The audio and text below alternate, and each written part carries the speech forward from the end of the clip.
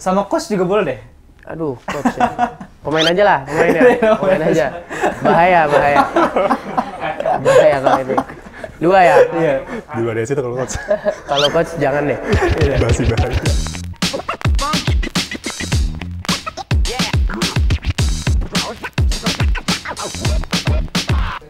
Hai teman SMA, selamat datang di podcast Ruang SMA. Nah, di episode kali ini kita akan ngobrolin satu hal yang sering jadi tantangan buat banyak pelajar, tapi jadi kunci sukses buat mereka yang mau melesat lebih jauh, yaitu apa? Kedisiplinan. Nah, kita nggak sendirian teman-teman hari ini. Langsung aja, please welcome Josh Holong. Dan Josh Holong.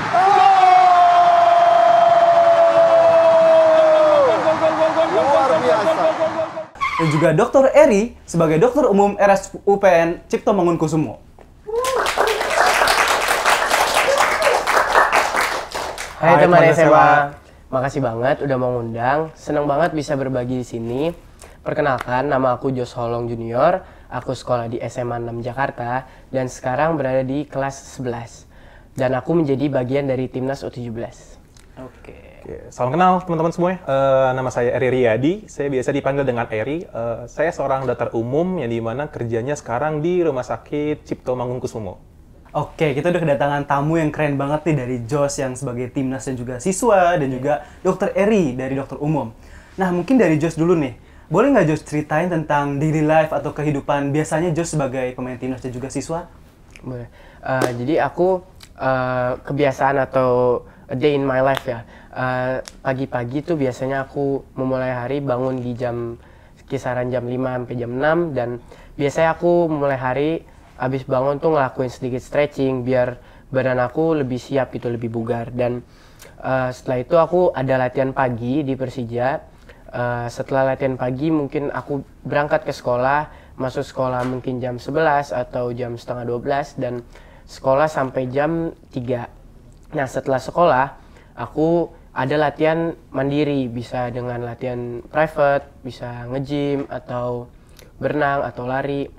Nah, dan juga aku nggak lupa makan makanan yang bergizi biar badan aku tuh lebih siap untuk ngelakuin aktivitas yang padat. Dan aku pasti diimbangi dengan istirahat yang cukup gitu, tidur nggak boleh larut gitu sih dari aku. Oh, berarti lumayan padat juga ya, dari latihan pagi langsung sekolah lagi dan harus ngerjain tugas-tugas juga ya. Keren banget. Kalau Dr. Eri gimana daily life-nya? Oke, kalau saya sih sama, karena sekarang kerja di Rumah Sakit Cipto Mangunkusumo. Saya itu jam kerja tuh dari jam 8 sampai jam 4 sore. Jadi biasa saya bangun pagi tuh jam setengah 5. Itu saya ibadah, sholat, terus kalau bisa ada waktu buat lari, saya lari, terus workout. Setelah itu berangkat kerja, pulang-pulang biasanya kalau bisa sempat olahraga lagi, biasa kayak nge-gym gitu. Tapi kalau nggak sempat ya istirahat sih. Terus kayak makan juga kayak biar energinya enak aja sih kayak gitu. Tapi kalau misalkan nih Dok sama Josh ya, kadang-kadang tuh temen-temen ada yang udah alarmnya bunyi, tapi rasanya kasur tuh kayak narik gitu, kayak ada magnet gitu. Iya. Nah, tapi dari Josh atau dokter punya nggak tips and trick khususnya buat teman-teman SMA nih yang mau mulai konsisten bangun pagi? Kira-kira gimana tuh? Kalau dari aku dulu. Boleh. Biasa kan orang banyak kalau misalkan bangun pagi, ntar deh 5 menit lagi. Cuman mungkin salah satu caranya ya yang pertama pasti tidur kita harus cukup ya. Dan juga kita kan pasti setiap hari punya tujuan dan punya tanggung jawab, yang misalkan sekolah ya bangun pagi untuk sekolah, atau kayak aku sebagai atlet untuk latihan. Pasti kalau misalkan kita bangun lebih awal dari sebelum kita melakukan aktivitas, pasti badan kita untuk lebih siap gitu, dan performa atau kita mikir di kelas tuh jadi lebih enak gitu. Oke, kalau dari dokter ini? Mungkin kalau untuk biar bangun pagi tuh, saya tuh biasanya karena kerjaannya itu nggak bisa ditinggalkan, jadi saya harus tahu nih, saya harus bangun pagi supaya nggak telat untuk buat masuk ke kantor saya kayak gitu. Jadi ya mungkin jadi tahu sebenarnya kenapa sih saya bangun pagi, karena supaya nggak telat aja. Jadi ada tujuan juga di situ kenapa saya harus bangun pagi. Oke, tapi dari dokter Eri sendiri mungkin pernah nggak kayak ada jadwal siang atau bangun siang gitu? Pernah. Kebetulan kan kalau dokter itu kan jadwalnya nggak selalu menentu pagi ya. Biasa kalau misalnya dia kerja di rumah sakit yang emang tugasnya di emergensi gitu, biasa dia ada shift-nya di shift siang, shift malam. Nah, kalaupun saya lagi di shift siang atau shift malam, saya bangunnya tetap pagi. Biasa justru dengan bangun pagi, saya ngerasa kayak seger gitu, dan ada waktu nih buat untuk saya olahraga, ada waktu juga buat ngerjain tugas-tugas yang mungkin nggak ada hubungannya sama tugas di kerjaan, kayak gitu. Oke, berarti setuju banget ya. Jadi untuk memulai konsistensi, kita perlu ada tujuan dulu. Iya, Karena tujuan yang penting dari Jos mungkin dari latihan menjadi timnas, aku sebagai pelajar, dan juga Dokter Edi sebagai pekerjaannya sebagai dokter ya. Nah, kira-kira dari to-do list yang kita lakuin nih masing-masing, menurut Dokter Eri ya, pengaruh dari bangun pagi untuk metabolisme tubuh itu apa sih, Dok? Oke, pengaruh bangun pagi. Mungkin kita harus tahu dulu nih ya, sebenarnya dalam tubuh kita tuh ada namanya ritme sirkadian. Jadi ritme sirkadian tuh kayak siklus biologis dalam 24 jam, itu dia berfungsi untuk mengatur fungsi tubuh kita. Salah satu adalah metabolisme. Kalau bisa diibaratkan, itu kayak kita punya jam yang dimana di setting kapan kita harus tidur, kapan kita harus bangun, kapan kita harus beraktivitas. Kalau misalnya kita bangunnya siang, otomatis siklus ini akan terganggu. Dan kalau siklus ini terganggu, dia akan mempengaruhi metabolisme kita. Salah satunya jadi metabolisme dilambat. Kenapa bisa lambat? Karena pembakaran kalorinya bermasalah, pemulihan sel juga bermasalah, jadinya nggak efektif tuh kerja metabolisme kita. Oke, berarti kurang lebih kayak analoginya itu kayak masak aja ya, Dok. Iya. Kalau masak tuh kita jangan cepet-cepet, jangan kelambatan biar hasilnya pas. Gitu. Betul. Jadi kita harus ngikutin siklus yang udah ditentuin tubuh kita. Iya. Biar hasilnya juga optimal. Nah, kalau begitu kan metabolisme kita jadi lambat ya, Dok. Nggak cepet gitu. Kurang lebih katanya kalau bangun siang juga mengaruhi hormon tuh, Dok. Hormon apa aja sih, dan juga itu benar nggak sih? Ya. Itu betul. Jadi tubuh kita tuh punya banyak hormon. Salah satunya hormon gliasil sama namanya hormon leptin. Itu hormon yang mengatur rasa kenyang sama rasa lapar. Jadi kalau misalnya kita bangun siang, itu mengganggu keseimbangan antara dua hormon ini. Jadi kalau orang bangun siang, itu pasti kadang-kadang suka ngerasa, kok lapar banget ya? Padahal udah makan nih, udah makan sesuai dengan porsinya biasanya, tapi masih ngerasa lapar. Itu karena nggak seimbangnya si hormonnya itu.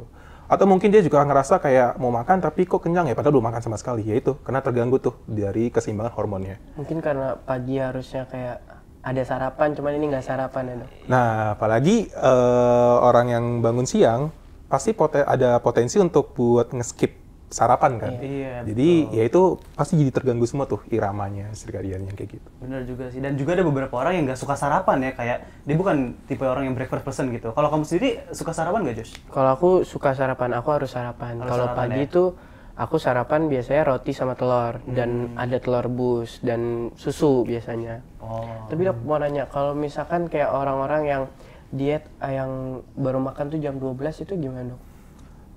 Kalau menurut saya sih sebenarnya kalau diet mulai jam 12 itu tergantung lagi ya. Karena sarapan itu kan penting buat tubuh kita, adalah biasanya energi pertama untuk kita lakukan untuk buat beraktivitas. Kalau misalnya, kan emang ada orang yang diet nih, dari mulai makan jam 12 siang sampai jam 12 malam, itu kalau menurut saya sih agak kurang bagus ya, kurang pas ya. Mending daripada itu mungkin diubah dari jam 8 pagi sampai jam 4 malam. Jadi kayak jam 8 pagi itu dia makan nih, jadi kayak ada mungkin orang diet kan kayak puasa intermittent ya. Iya, Iya, itu. iya. Nah, itu biasanya mulai makan tuh dari jam 8 pagi sampai jam 8 malam, nanti setelah itu dia nggak makan sama sekali.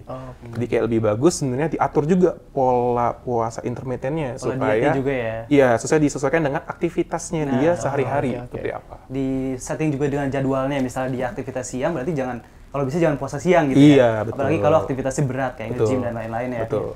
Nah, kalau atlet sendiri kan porsi makannya kan di setting ya, ibaratnya harus gizinya harus seimbang dan nggak boleh ada yang miss atau gimana. Nah, menurut Josh gimana sih menjaga pola makan sebagai atlet timnas dan juga pelajar ya? Di tengah padatnya jadwal latihan dan pertandingan itu, kamu bisa nggak? Dan gimana caranya? Oke, kalau dari aku yang sebagai atlet ya, makanan itu penting banget buat kita. Kan kita ngeluarin energi juga banyak, jadi apa yang harus kita masukin ke tubuh kita juga harus bagus gitu, bukan asal yang penting kenyang gitu. Nah, kalau misalkan aku lagi di timnas itu biasanya itu aku disediain 3 karbohidrat, kayak nasi, kentang, sama spaghetti. Dan biasanya disediain juga sayur-sayur dan juga protein ya, kayak daging, ayam, ikan, semuanya tuh pasti disediain biar tubuh kita tuh bisa lebih fresh gitu, bisa lebih ngeluarin tenaganya tuh lebih bagus. Dan kalau misalkan buat pelajar pasti kan kalau misalkan kalian lapar atau kalian kurang gizinya, pasti kalian belajar tuh kurang fokus gitu, kayak kepikiran terus pengen makan gitu. Kalau misalkan atlet kayak aku biasanya catat kebutuhan aku dalam sehari, kayak misalkan karbohidrat aku harus 300 gram atau protein sekitar 130 gram. Itu pasti akan ngebantu aku untuk ngelakuin aktivitas-aktivitas. Berarti soal konsistensi dan juga effort aja ya. Iya. Kalau menurut dokter Edi gimana? Makanan yang sehat dan bergizi ya. Iya. Jadi kalau kita bicara mengenai makanan sehat dan bergizi, kita tuh harus tahu dulu nih fungsinya. Makanan sehat bergizi kan buat tubuh kita, terutama untuk buat remaja ya. Itu untuk buat proses tumbuh kembang dan juga penyimpan energi untuk buat kita beraktivitas. Sebenarnya makanan sehat dan bergizi itu bisa didapatkan banyak banget. Tapi mungkin minimal tuh setidaknya ada karbohidrat. Karbohidrat tuh kita tahu kan ada namanya simpleks sama kompleks ya. Tuh. Yang bagus kan kompleks. Karena dia lebih banyak vitaminnya dan lebih banyak untuk buat cadangan energinya bertahan lama. Itu salah satu contohnya, misal kayak dari nasi merah atau mungkin dari kentang misalnya. Terus yang kedua ada protein. Protein itu ada dari telur, tahu, tempe, terus dari ikan-ikanan juga. Nah itu kan fungsinya buat untuk jaringan tubuh kita supaya pertumbuhan selnya dan jaringan tuh bagus. Lalu yang ketiga ada juga dari buah-buahan dan juga sayur-sayuran. Karena mereka kan mengandung banyak mineral sama vitamin. Nah itu dibutuhkan tuh buat tubuh kita tuh untuk buat sistem imun kita dan juga untuk buat kesehatan pencernaan kita. Lalu ada juga lemak. Nah lemak tuh ternyata juga penting juga nih buat tubuh kita. Iya. Jadi terutama ya lemak yang tidak jenuh, karena lemak yang tidak jenuh tuh dia tuh bagus untuk buat tubuh kita, terutama untuk buat kesehatan jantung sama otak. Sama dia untuk buat penyerapan dari si vitamin-vitamin yang masuk dalam tubuh kita. Oke. Kayak gitu. Jadi memang minimal tuh makanan sehat bergizi tuh mengandung itu.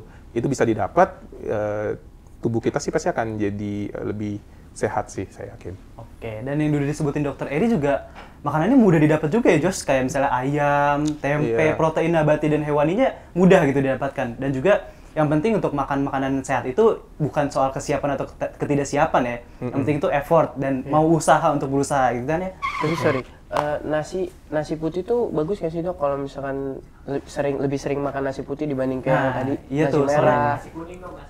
Nasi kuning. Iya, nasi kuning Iya juga. bener. Buat sarapan kan biasanya nasi kuning. Iya, iya. Soalnya banyak yang bilang juga, aku diet nasi putih deh, nggak mau makan nasi putih. Nah, Tapi menurut juga dokter pakai nasi kuning ya. gimana? Iya, nasi kuning.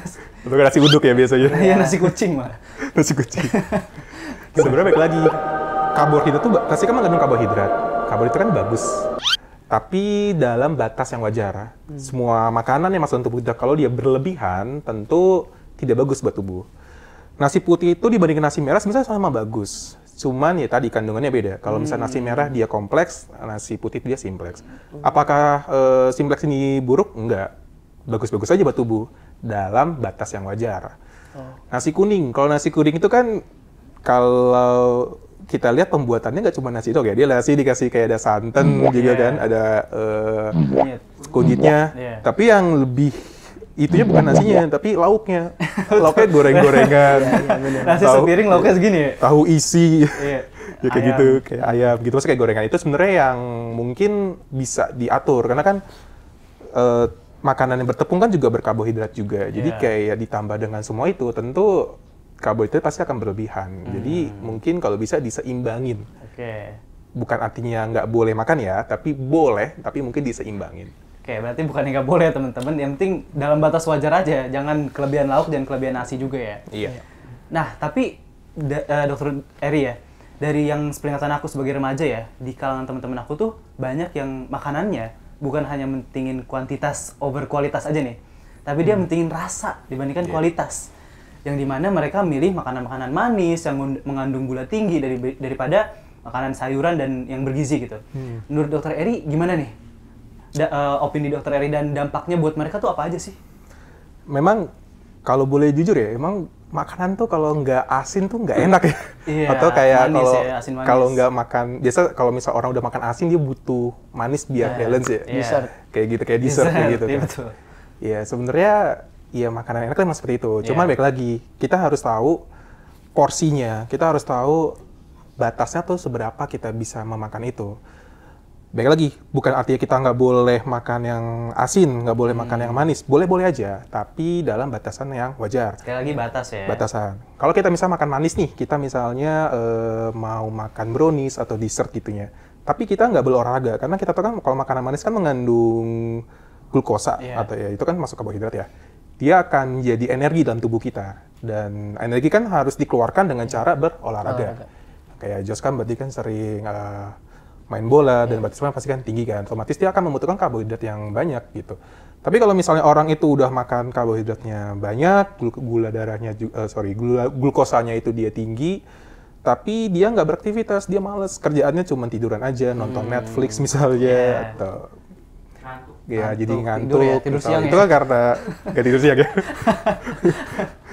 Nah, kalau misalnya itu terjadi, otomatis si glukosanya ini disimpan sebagai lemak dan tidak dikeluarkan, maka akan mengendap dan untuk ujung-ujungnya pasti berat badan kita tuh akan meningkat dan juga jadinya obesitas ujung-ujungnya. Ya, berarti harus dibandingin sama olahraga juga ya. Iya. Nah, ngomong-ngomong soal olahraga nih, kan Jos kan sebagai atlet kan tingkat aktivitas sangat tinggi nih, dimana kamu harus sekolah juga, harus latihan juga setiap hari. Nah, menurut kamu buat siswa biasa nih yang malas olahraga atau bahkan olahraga tuh dianggap kayak beban gitu, nggak bisa luangin waktu untuk olahraga. Gimana sih menurut kamu cara biar olahraga itu bisa jadi bagian dari gaya hidup kita? Oke, kalau menurut aku ya, olahraga itu bukan cuma buat atlet gitu.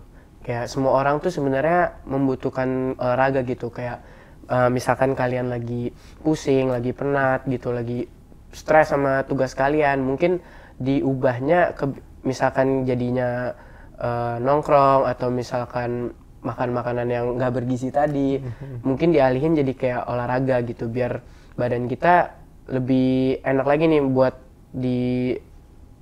dilemparin sama tugas-tugas yang banyak gitu. Jadi badan kita lebih enak kayak gitu. Itu sih dari aku. Jadi harus bisa memilih yang benar yang salah ya, gitu. Terus Just olahraganya selalu bola atau kayak enggak, tadi? Kayak aku lagi sering kayak berenang, lari, pedal, terus itu sih main bola gitu lebih sering. Berarti banyak ya tipe olahraganya. Banyak. Tapi milihnya bola karena emang skillnya di situ jagonya ya. Ya nggak jago lah. Jago lah. Jago. Percaya pas saya jago. Percaya jago kok. Nah, berarti permasalahan Jos ini kayak banyak banget nih, seperti tantangan anak-anak zaman sekarang, yaitu obesitas. Iya. Suka makan makanan manis, nggak pernah olahraga, jarang bergerak, sukanya buang-buang waktu. Nah, menurut pandangan dokter ya, Dokter Eri, gimana sih hal ini, opininya gimana dan dampaknya apa tuh mereka? Ya, kalau kan banyak banget orang-orang yang aktivitasnya dikit ya, jadi kayak emang dia nggak hobi berolahraga, terus makanannya juga tadi sering banget beli fast food misalnya, kan sekarang kan makanan bisa dari Gojek, Grab, kayak mau makanannya sejauh apapun dia bisa dapat karena kayak lagi tren nih, misalnya trending viral nih misalnya. Nah sebenarnya baik lagi kita harus tahu dulu makanan itu kandungannya seperti apa. Karena banyak banget makanan yang nggak bagus kayak fast food gitu, dia mengandung lemak jenuh tuh, dia tinggi lemak jenuhnya, terus dia jarang berolahraga, ya ujung-ujungnya nanti akan bisa menyebabkan obesitas. Nah kalau udah obesitas pasti akan hubungannya sama penyakit jantung. Kayak saya tuh sering banget melihat banyak kasus-kasus kayak anak kayak masih remaja ya, masih remaja, mungkin sekitar usia 20 tahun atau 18 sampai 19. Beda dikit ya berarti sama kita. Iya, cukup muda juga. Ya itu udah terkena stroke, ada juga terkena darah tinggi, atau bahkan udah terkena penyakit gula kayak gitu. Jadi kayak beres plastik, beda lagi. Beres plastik dia bukan suatu beda mas stroke. Itu yang nggak bisa gerak gitu juga. Kayak setengah doang. Ya? Jadi beres plastik itu dia setengah wajah. Kalau stroke tuh dia cuma di bagian bawah doang, wajahnya doang. Beda fungsinya, penyebabnya beda. Tapi baik lagi kalau misalnya banyak banget kebiasaan-kebiasaan yang mungkin sekarang ini ada di anak-anak itu menyebabkan terjadinya penyakit-penyakit yang saya sebutkan.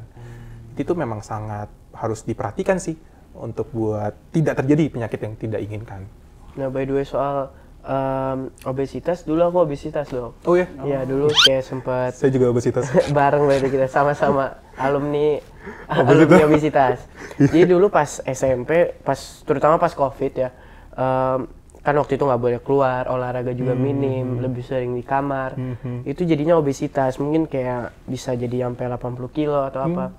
Dan cuman karena emang aku ada cita-cita dan tujuan pengen untuk masuk ke akademi atau juga pengen masuk ke timnas, jadi aku bareng sama abang aku, nah barengan nih abang aku juga nambah terus berat badannya pas COVID itu. Cuman karena kita berdua emang komit pengen motivasi dari diri sendiri, emang kita pengen hidup jadi lebih sehat gitu, jadi kita imbangin dengan olahraga juga, kayak setiap hari lari gitu. Sebenarnya semuanya bisa gitu, nggak obesitas. Iya, tinggal motivasi sama kemauan diri sendiri aja ya. Iya. Kalau dokter ceritanya gimana tuh, Dok? Tadi kan sempat bilang kalau pernah obesitas. Iya. Gimana tuh ceritanya, gimana cara dokter menanggulanginya, dan juga mungkin ada sedikit mungkin pernah dibully atau gimana? Saya tuh obesitas dulu tuh waktu SMP. Waktu SMP tuh saya obesitas. Berat badan saya dengan kalau tingginya mungkin 160-an, terus berat badan saya sampai 100. Ya saya dibully sama teman-teman saya karena kayak ya gemuk gitu kan. Terus dulu juga, apalagi dulu saya pernah kena bel spasi juga dulu waktu saya SMP. Jadi ditambah dengan gemuk, tambah bel spasi, waduh, dibully habis-habisan. Nah setelah dari situ saya merasa kayak, wah badan saya nggak sehat nih. Dan saya harus berolahraga supaya kurus nih, niat saya pengen kurus. Dan akhirnya dimulai dari puasa, habis itu saya olahraganya mulai dari hal kecil sih, kayak dari jalan dulu, lama-kelamaan jadi lari, terus berenang, terus mulai suka main futsal juga, karena kebetulan suka nonton bola juga gitu kan, jadi kayak, oh ya, kayak dia seru deh, kayak gitu. Jadi kayak saya jadi main aja, dan SMA sih, turun dari 100 kilo sampai 70 sih. Wow. Itu sekitar 2 tahunan, 3 tahunan. Tapi kalau Kemal pernah? Aku dulu pas TK sampai SD lumayan gemuk juga ya. Agak gemuk gitu, agak gitu. Tapi semenjak puber SMP, SMA itu udah mulai kurusan juga dan nambah tinggi juga gitu. Tapi kalau dari aku mungkin dari gemuk ke kurus itu bukan karena olahraga ya, emang karena aktivitas aja gitu. Dulu kan aku kan agak sibuk school, belajar gitu-gitu. Jadi kita sama-sama nurunin berat badan gitu ya. Jadi buat motivasi buat teman-teman juga, buat kalau misalkan berat badan tuh nggak menghalangi kita buat, nggak menyusahkan kita untuk nurunin berat badan juga ya. Bisa. Yang penting adalah motivasi dan juga kemauan diri sendiri. Benar. Dan emang prosesnya nggak cepet juga, butuh step-step tertentu. Nah, setelah kita mention tadi kayak pengalaman Jos dan juga Dr. Eri menanggulangi berat badan, kan sekarang Jos ini kan sebagai pemain timnas sekaligus siswa ya di SMA Negeri 6 Jakarta. Nah, seperti sekolah pada umumnya nih, bukan kelas khusus olahraga kan, berarti kan masuknya kayak reguler gitu, kayak aku juga dari jam 7 sampai jam 3 gitu kan. Nah, gimana sih cara Jos bisa memanage waktu atau membagi waktu yang baik tanpa terganggu oleh hal-hal lain gitu, jadi bisa ngerjain tugas dan juga menjalankan rutinitas sebagai atlet, gimana caranya? Kalau aku lagi tes ya, lagi training camp gitu di luar kota atau di luar negeri, biasanya kan setiap harinya kita tuh sering kumpulin HP, Dok. Nah, jadi kita minim gitu buat megang HP. Jadi kayak bangun tidur baru boleh megang HP setelah breakfast. Dan kita harus tidur siang, kita kumpulin HP-nya. Nah, untuk waktu pasti kan kita ketinggalan nih, banyak banget ketinggalannya. Nah, caranya tuh kalau aku biasanya setelah latihan sore, itu kan kita abis latihan sore kita dinner. Nah, setelah dinner ini itu waktunya buat ngerjain tugas, waktunya untuk ngechat guru. Karena sekolah kan udah bisa ngebantu aku buat aku bisa ikut tes yang gitu lama gitu. Dan gimana caranya aku bisa memenuhi nilai akademik aku. Nah, itu caranya ya aku hubungin guru-guru aku dan meminta tugas yang aku ketertinggalan. Dan baiknya lagi sekolah sangat mensupport gitu. Jadi misalkan siswa yang lain mungkin dikasih tugas ya 15, aku mungkin dikasih ya 10. Dan karena aku punya kegiatan yang lebih padat dari yang lain, dan misalkan waktu yang harus mereka kerjakan sebagai siswa biasa itu 2 hari, mungkin aku bisa kayak 5 hari sampai seminggu. Nah, itu kalau misalkan aku lagi training camp. Kalau misalkan lagi kayak normal aku di Jakarta, kan aku setiap paginya latihan dulu, otomatis. Setiap pagi ya? Iya, otomatis jam paginya ini aku nggak pernah dapat. Oh. Jam-jam pelajaran pagi. Nah itu sih paling caranya adalah ya minta bantuan dari teman gitu, teman bantu ajarin gitu dan minta catatan teman. Nah ya paling ngejar tugas-tugasnya waktu malam. Yang paling penting sih menurut aku komunikasi sama guru. Benar ya, komunikasi. Berarti sekolahnya juga support banget nih, Support mendukung keras juga ya buat Iya. Jos menjadi timnas dan nggak memperberatkan tugas sebagai pelajar juga ya. Iya. Dan juga Jos sebagai pelajar membayar tanggung jawab juga Iya. atas dukungan itu. Jadi keren banget ya dukungan dari Jos dan juga sekolahnya.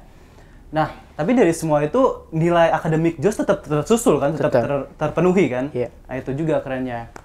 Just ini nggak kayak ada bimbel-bimbel juga nggak misalnya habis dari sekolah, pulang kalau sekolah gitu? Kalau bimbel enggak, karena kan pulang sekolah aku masih ada latihan kan. Cuman ya gitu, aku minta misalkan seminggu 2 kali gitu pulang sekolah, latihannya disorein dikit, aku pulang sekolah minta diajarin teman, gitu sih. Jadi komunikasi sama temennya juga lancar Temennya banget bagus ya. ya. Kalau komunikasi pasti semuanya bisa works. Oke, koordinasi sama kemauan sebenarnya. Iya. Ya? Nah, kalau misalkan dari Dokter Eri sendiri nih, mungkin cerita tentang masa SMA, perjalanan jadi dokter atau gimana nih? Kalau Dokter Eri nih, dulu SMA-nya di mana? Saya dulu SMA-nya tuh di SMA Al-Azhar, Pejaten 2, daerah Pejaten. Jadi mungkin kalau boleh cerita, saya tuh dulu tuh dari awal, mungkin dari TK ya, dari TK tuh saya udah ada keinginan ingin menjadi seorang dokter. Oh, dari TK ya? Di TK. Udah kelihatan tuh Iya, visinya. karena nggak tahu sih, saya suka melihat kayak dokter kayak keren deh, pakai jas putih gitu. Saya Keren, mikirnya sekarang gitu. udah jadi... Iya, sekarang udah pakai jas putih sekarang. Udah keren, tercapai. Jadi kayak keren jadi seorang dokter. Terus sempet sih berubah kayak di dokter kayak udah pengen jadi teknik aja gitu, tapi kayak tetap balik lagi ke dokter. Terus dulu waktu saya SMA belajarnya juga karena tahu kalau menjadi seorang dokter kan berarti harus belajarnya benar-benar harus belajar banget ya. Karena kan untuk buat masuk ke kuliah kedokteran kan susah. Susah. Jadi dulu tuh saya tuh pengen banget tuh masuk ke UI, Universitas Indonesia. Nah, cuman belajar giat, saya sampai bimbel, saya nggak masuk ke Universitas Indonesia. Saya masuknya ke Universitas Yarsi. Tahu Yarsi kan ya? Tahu, Di tahu. Cempaka Putih. Iya, betul. Nah, di Yarsi terus saya mikir kalau jadi dokter tuh nggak harus dari universitasnya, tapi dari diri kita sendiri. Betul. Sebenarnya kualitas orangnya juga ya. Betul. Jadi baik lagi dari motivasi kita nih, kita tuh pengen jadi apa itu tergantung dari kita sendiri. Dan ya alhamdulillahnya saya lulus tepat waktu dari IRC, terus dan sekarang bisa memakai jas putih di sini. Keren banget ya. Berarti. Kayak gitu. Nah, sebagai dokter tuh kan pasti kan berinteraksi sama orang lain juga ya, Dok. Itu menurut dokter gimana? Apakah seru ataukah ada kendala yang pernah dokter alami selama ngobrol sama orang atau bahkan Iya. penyakitnya nih susah nih untuk disembuhin gitu misalnya? Sebenarnya baik lagi mungkin tadi kayak Jos bilang tentang komunikasi ya. Emang komunikasi itu penting banget dalam kehidupan kita sehari-hari. Saya sebagai seorang dokter itu pasti harus menjelaskan penyakit yang dimana tuh penyakit itu susah banget dijelaskan. Tapi saya harus menjelaskan dengan bahasa sederhana mungkin. Saya jelaskan ke orang. Yang dimana untuk supaya orang itu paham, supaya dia tidak mengulangi lagi, supaya tidak kambuh lagi penyakitnya. Itu tantangannya sih untuk buat sebagai seorang dokter. Dan itu benar-benar harus diperhatikan banget bagaimana cara berkomunikasinya. Komunikasi dan bersosialisasinya ya. Jadi dari Jos sendiri sebagai timnas dan juga dari Dokter Eri sebagai dokter itu harus bisa bermasyarakat juga ya. Harus bisa berinteraksi dengan orang lain yang baik gitu loh. Kalau Kemal kayak misalkan lagi kesibukan di duta gitu, terus pelajar kan pasti sibuk ya. Iya, Gimana betul. sih caranya? Kalau aku sendiri tentunya kurang lebih sama kayak kamu sih, harus bisa manage waktu dengan baik ya. Karena kalau aku dari sekolah jam 7 sampai jam 4, itu selanjut dari sekolah aku biasanya ada eskul. Dan dari duta-duta sendiri biasanya kita dari Zoom meeting, dari membuat tugas online dan juga kalau acara-acara kayak gini offline ya aku nyamperin ke sini. Dan kebetulan sekarang lagi liburan juga ya, jadi kayak lagi free nih. Dan kamu lagi liburan nggak? Enggak sih, jatuhnya kayak off season sih. Off Cuman season tetap ya. harus latihan. Kalau aku gitu sih, jadi kayak harus bisa manage waktu dengan baik juga. Karena kesibukan kita ya tergantung diri kita sendiri juga. Betul. Dan kalau misalkan aku bersosialisasi sama teman-teman duta, sama Jos, sama Dokter Eri, dan harus bisa komunikasi dengan baik juga sebagai duta SMA ya. Nah, kita juga sebagai makhluk sosial ya, manusia kan harus punya banyak relasi dan teman-teman nih. betul. Kira-kira Jos sendiri ya, selain berprestasi di bidang olahraga, di bidang akademik, gimana sih cara kamu bergaul dan peduli sesama sekitar tuh? Terutama kan kesibukan kamu kan bisa membuat kamu jarang berinteraksi sama orang lain kan? Dan juga gimana itu menjadi peran besar buat kamu dalam ngebentuk diri kamu, dan gimana di dalam tengah padat keseharian kamu tuh kamu bisa tetap eksis di lingkungan masyarakat gitu. Ya, kalau aku bersosialisasinya tuh biasanya kayak kalau misalkan di sekolah itu aku ikut rock race, Rohani Kristen, dan aku waktu itu ikut retret di mana kita ya bersosialisasi dengan yang lain gitu. Dan aku sering misalkan diminta untuk pendeta untuk kesaksian, aku berbagi ke orang-orang, dan juga ya kayak gini berbagi ke teman-teman juga, dan sering untuk sharing-sharing juga sama teman-teman lingkungan gitu, sering ngobrol-ngobrol gitu sih. Tanya ini ke Dr. Eri dan juga Jos, pertanyaan-pertanyaan yang udah muncul nih. Mungkin langsung aja kita tanyain ya. Oke, boleh. Ini pertanyaan pertama nih untuk Jos. Jos, kira-kira lulus dari SMA nanti mau kuliah di mana? Terus ada nggak kuliah atau jurusan yang kamu impikan banget nih?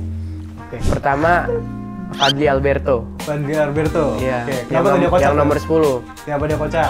Nggak tahu ya, kalau udah di bus, dia udah puter lagu, semua ikut goyang sama dia.